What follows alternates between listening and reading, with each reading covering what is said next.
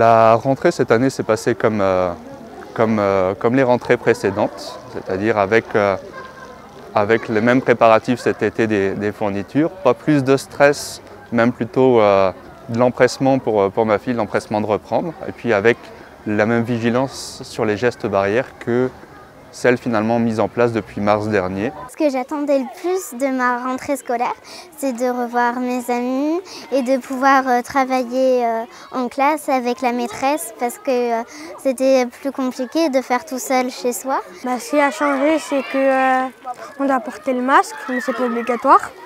Les distanciations, les étoiles, le lavage de mains tout le temps et voilà. Pour nous, il a été important d'être en soutien aux équipes, donc aux enseignants, aux agents de la ville. Et la première chose qui nous a semblé intéressante, c'est de constituer un kit de signalétique autour du Covid pour permettre très concrètement aux enseignants d'appréhender le mieux possible la rentrée, ne pas avoir à travailler sur cette signalétique, que les choses soient clés en main.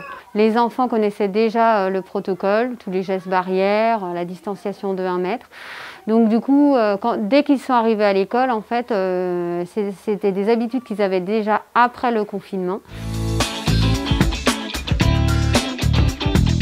On accompagne les enfants toute la journée sur l'école, donc que ce soit sur le temps scolaire ou périscolaire.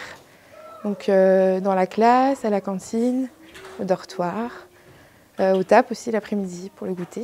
Pendant cette période particulière, les enfants ils ont pris le pas très rapidement pour le lavage des mains, la distanciation. Il y a eu plusieurs mesures de mise en place aussi sur l'école pour faciliter tout ça, donc ça s'est fait assez naturellement et surtout très sereinement pour eux. Nous proposons un panel d'activités donc culturelles, sportives, en lien avec le musée d'Art Naïf, le musée des sciences, les éducateurs sportifs de la ville de Laval, des intervenants aussi extérieurs comme par exemple le CID2F, des activités robotiques. On a dû réadapter par rapport surtout aux multi-activités, par rapport donc aux jeux en libre service. Donc là les enfants n'ont plus accès aux jeux en libre service, c'est nous qui les donnons. Et en général, on les met de côté pendant 24 heures. Donc c'est surtout pour le multi-activité où il y a eu à réadapter.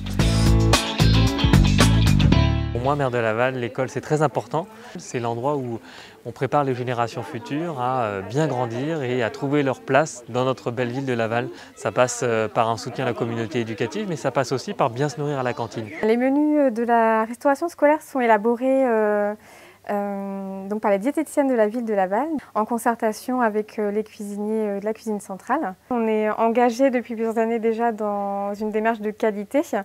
Il faut savoir que 90% des repas qui sont servis aux enfants sont faits maison par des cuisiniers de formation. On privilégie dans la mesure du possible les produits locaux. On intègre dans les menus des produits bio, on travaille des viandes françaises.